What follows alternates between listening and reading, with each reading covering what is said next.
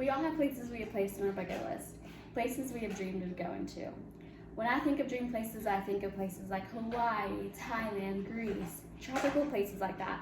That's just always what I've gravitated towards.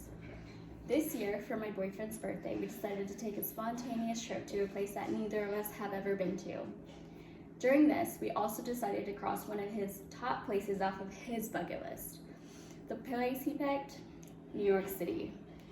Now, I wasn't too excited with this choice because when I think of New York City, I think of a busy city. And in my mind, I'm like, okay, why not just take a short trip to Atlanta, save some time, save some money, call it a day, right?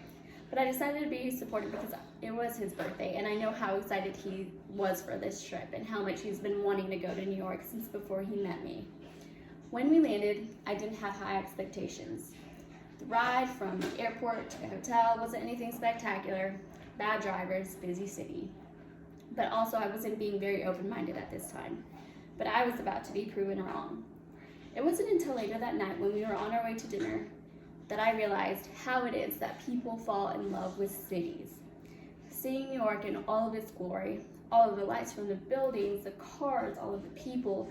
I mean, it was so lively, it was so vibrant, it was so full of life, and it was nothing like Atlanta, nothing like I've ever seen before.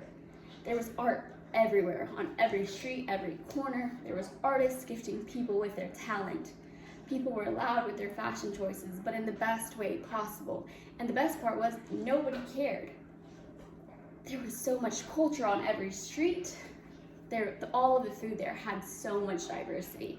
I'm convinced that New York City has some of the best food I have ever tried in my entire life. I had also always heard that New Yorkers were not very friendly, but that is just not the case.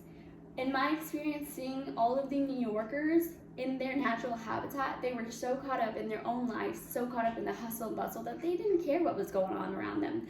But when there was interaction, they were very friendly.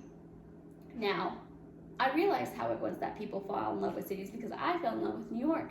So much so that we already have our next trip planned. This time it's for my birthday in August.